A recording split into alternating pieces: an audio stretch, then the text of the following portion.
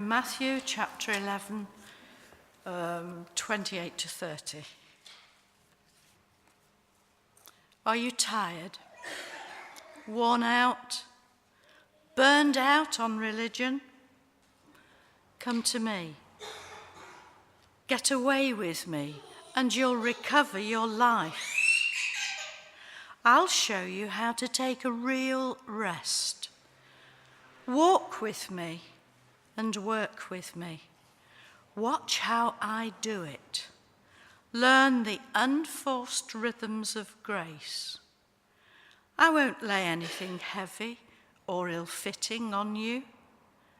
Keep company with me, and you'll learn to live freely and lightly. This is the word of the Lord. Last week, Tim spoke to us about Moses and his encounter with God through a burning bush. And Tim talked of the act of turning aside as Moses did. Rather than ignoring that bush, he went to investigate. He had to stop what he was doing. He turned aside and explored that further. And we looked at beginning to close that gap that exists between us and God. And this week, week 3, we're going to continue at looking at closing that gap. So we're looking at Mary and Martha. So if it's helpful to have the Bible passage open, it is Luke chapter 10, verses 38 to 42. Luke 10, and that's the passage that we're going to be concentrating on this morning. Can I just point out as well that the passage that Cynthia read out for us this morning, that was from Matthew 11, not as it said on the screen. I think that's probably me getting my numbers wrong again, I think, in the email. I'm not quite sure what happened there. It's most likely my fault, I think. So it was the passage that is probably really familiar to you all, when Jesus says, "Come to me, all you who are burdened, and I will give you rest." But it was from the Message version, which I thought is quite powerful for those verses. If you want to see it again, I have a Message Bible with me if you want to have a look at that. I think those words are really powerful. But anyway, let's crack on with Mary and Martha. Such a familiar passage, isn't it? And I think I'm getting to know Mary and Martha quite well now. I can see quite a few similarities between myself and both Mary and Martha, it has to be said. And some of you may remember some months ago when Cynthia and I did a drama at the front here, and I think I played Martha then, didn't I? And yeah, a little bit too convincingly, I think, actually. I identify far too much with Martha at times. Not necessarily proud of that, I have to say. But what's this story really about? Is it about two different personality types? Is it about the Marys of this world who were chilled out, prayerful, relaxed? They have lots of time on their hands. Are the Marys of this world those that live in convents? Are the Marthas of this world those who are too busy to stop, so stressed out, their feet not touching the ground, those who thrive on activity and being so busy? Well, if so, then it's quite a depressing story, I think, really, because I know which camp I would fall into most of the time. Unless I was to become a hermit, I'm not sure that the Mary model can always work for me. But I don't think that's what the story is about. There's more to it than that. First of all, let's remind ourselves of a couple of things about that story. This is not a trick question. Who was it that sat listening to Jesus? Who was it that sat down? It was Mary, that's right. Yep, not a trick question. But who was it that invited Jesus into their home? It was, ironically, it was Martha, that's right. So it implies that Martha wanted to listen to Jesus. She wanted to spend time with him. She had good intentions. And I think this story has a lot to teach us about good intentions. What was Martha's problem? Was she too busy? We don't know this for sure. We don't know what her to-do list was like on that day, do we? No, we don't know. It seems clear to me, though, that she was distracted. So this story has something to teach us about good intentions and distractions. And I'm sure that those things affect us too. They certainly do me. So Martha started out with good intentions for sure. She invited Jesus into their home. I'm not quite sure what happened to the disciples at that point. I wonder if they maybe just parked up outside. I don't know. It doesn't say, does it? Maybe they were just waiting outside. Or maybe it was just assumed that you invite Jesus, you invite his hangers-on too, whoever's with him. I don't know. I remember when Andrew and I used to attend a church back in Leicestershire that the church started to organise prayer meetings on a Saturday morning. They were at 8 o'clock. And at the time I was working full time, so 8 o'clock on a Saturday morning was usually time for a lie-in for me, I have to say. But at the same time I felt really passionate about going to this prayer meeting. This is important, I want to be a part of this, but 8 o'clock in the morning, not quite so passionate about that. So for quite some time I had good intentions about going. But that's all they were good intentions, until one day I thought, well, set the alarm clock, Rachel, just go. And, I was so blessed through going at that time in the morning, it was good. And it started to become a regular habit. But I have to say, I didn't become too legalistic about it, as much as possible anyway. So on a Friday evening, if we travelled some distance to see friends, spent the evening with them and travelled back and it was really late, I wouldn't always set the alarm. I would just wait and see if I woke up, and if I did, then I'd go along. And if I didn't, I wouldn't go. And then I would try not to beat myself up too much about it. But there we go. So what was the point of that? I'm trying to make a point about good intentions. That's what I'm trying to say. Good intentions. And Tim mentioned last week the challenge about making time and space for God. So the example I've just given concerns corporate prayer. But I've also had lots and lots of incidents in my life concerning my own personal prayer and spiritual life and good intentions. And I think I've learned, or I'm beginning to learn, should I say, I'm not quite sure I've fully learned this. I'm beginning to learn, I think, that it's often a good idea to start small and not set ourselves huge targets that we can't achieve, and then we feel like we've failed or guilty, so we won't try again. So I've tended to do things like I'll leave my journal in a prominent place where I'll notice it, so that then I'll remember to pick it up and spend time in prayer with God, because I find that helpful in terms of opening my heart up to God and listening to him. I've also done things like I've got a small wooden holding cross, and I'll leave that around so that I can just pick that up throughout the day and use that as a focus for prayer. Or I'm mad on candles, and candles are another way. Andrew knows about me and candles. I'm a bit dangerous sometimes, aren't I, with them actually? But yeah, Andrew reckoned that our house is twinned with Pudding Lane, so never mind. I do try to remember to blow them out. I once knew a woman who had a special chair in her house. It was like a tub chair. I don't think it really matters what kind of chair it was. But the point is, she had this specific chair she'd put in a corner by a window, and she only ever sat in that chair to pray. That was her place for going to spend time with God. She'd set that area aside for God as a designated place for prayer. I've heard of other people who like to go out for a walk. This week, both Andrew and I found ourselves, like Martha, feeling distracted and anxious about a few things. And on that occasion this week, I'm pleased to say that I actually practiced what I preached a couple of weeks ago. And we took the moment and prayed in the middle of the kitchen, remembering that what I'd said 2 weeks before, that God is even in the kitchen. So we prayed there and then about those things that we were anxious about. It can be so hard to practice what we preach, can't it? But anyway, whatever lights your candle, the challenge is how we move from good intentions to actually making the effort to connect with God.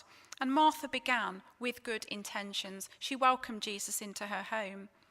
And I guess a part of that welcome for her meant good hospitality, putting the kettle on, preparing some food. But then who knows what kind of effort she went to. Maybe that was why she got so stressed. Maybe she wanted to impress her guest. Maybe she just tried that little bit too hard. We don't know. But I can imagine her starting work in the kitchen. She obviously expected her sister Mary to come and give her a hand, so I can imagine she puts the kettle on, puts the cups and saucers out, or whatever the drinking vessels were. Mary still hasn't come to help, so she gets the sugar bowl out and places it firmly on the worktop so that her sister can hear. And she's still on her own, so then she goes and she puts the saucepan on, and sister still hasn't come, so she starts banging some drawers and cupboards, and Mary doesn't come. So all the time she's getting more and more worked up. And she can hear the conversation that's going on next door with Jesus, and she thinks, I want to be in there, not here. So I can just imagine her slamming the teaspoon down, stomping out into the other room and saying, well, shouting, I imagine, Lord, don't you care that my sister's left me to do all the work by myself? Tell her to come and help me. And then I can imagine, in comparison, Jesus' tone. Martha, Martha, he says the name twice. Martha, Martha, you are worried and troubled over so many things, but just one is needed. Mary's chosen the right thing, and that won't be taken from her. Worried and troubled over many things. Ever been there yourself? What effect did that have on you and on those around you? Loss of sleep, loss of appetite, irritability, a desire to kick the cat out of frustration. The trouble is, when we're worried and troubled over things, it's hard to focus. It's hard to give our attention to anything or anyone. I found that if I'm feeling particularly troubled or distracted by things, that I usually end up feeling pulled apart. I know I need to spend time with God, to get away with him for a while. But then when I do, I find myself distracted. I can't focus. Then I start to feel guilty or frustrated.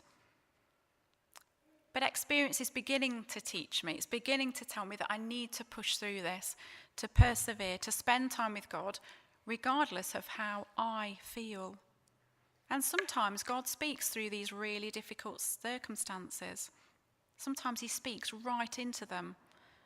And at other times, I go away without hearing anything specific, but maybe feeling a sense of peace really, really deep down. Notice that Jesus doesn't get cross with Martha. He doesn't chastise her. He does acknowledge her situation. He must have sympathized. Jesus was often surrounded by people who wanted something from him. Jesus must have understood Martha's situation, but he points to another way. Just one thing is needed, he says. What was that one thing? Well, I think it's something to do with closing the gap that Tim talked about last week. Allow me just to digress for a moment with an illustration. Every first century Jew knew about the importance of keeping God's law, the Torah. And rabbis or teachers of the law would have groups of disciples that they taught, that they mentored. And rabbis would be on hand to answer their questions about how to live according to the law.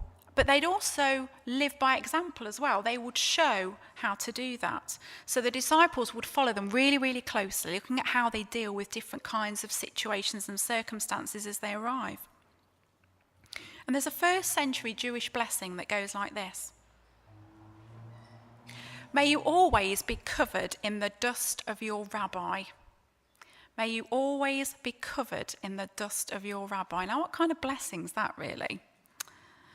Well, if you were a first century Jew who followed your rabbi that closely so that you could follow their every move, you would need to be walking right on their heels, so to speak. And in doing so, you would literally get covered by the dust that they would kick up as they're walking. May you always be covered in the dust of your rabbi. And I think this is a beautiful way of expressing the closeness of a relationship with somebody that we really, really want to learn from and follow. Young people are really, really good at this kind of thing. They don't have much awareness of personal space in their early years, do they? I recently met with some friends of ours. They've got 2 children, and their youngest child, as she spoke with me, she was literally toe to toe with me. I couldn't, I backed away as far as I could, and that was it. You know, she obviously wanted to talk that closely with me, so I just figured I'd better just stay put. And there she was, toe to toe, eye to eye with me, right in my space.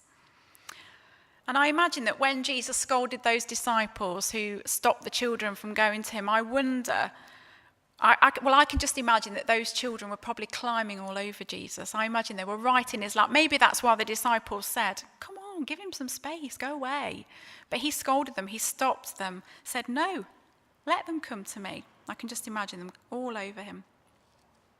So imagine following Jesus so closely that you get covered in his dust, being close enough to hear his every word and to see his every move, close enough to learn from him and to become more like him.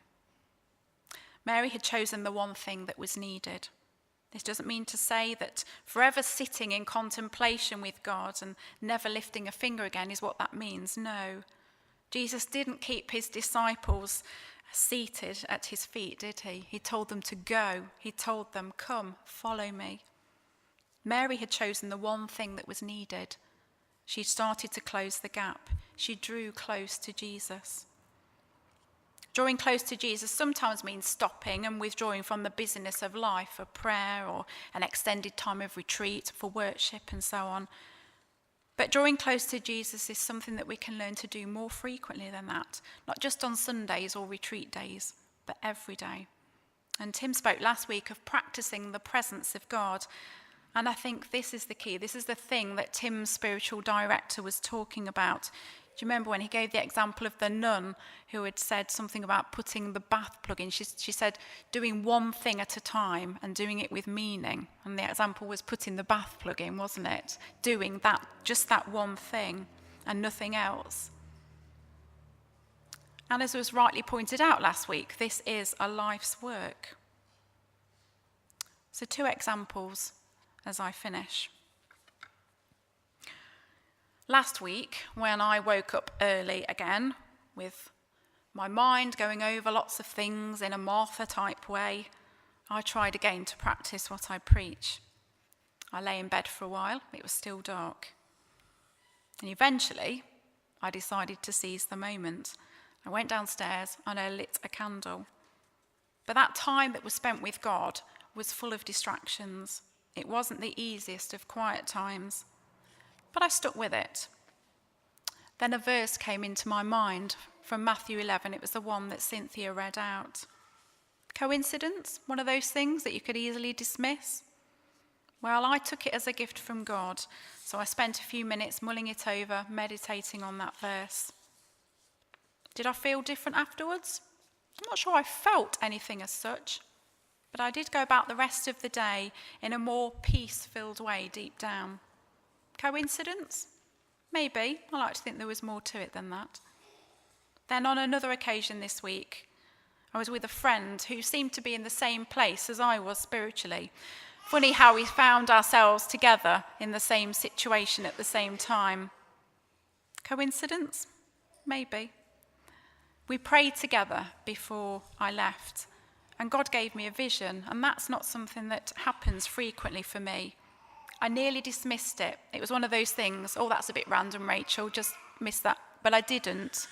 I stuck with it. And then I had to do that brave thing of speaking about it. And as I started to do that, God made it clear what that vision was about. And I knew then that it was from him. And it was something that was really encouraging and affirming for both of us, both in a situation that was a little bit difficult. So, practicing the presence of God, it's a life's work, it is. But the more you practice, the closer you get.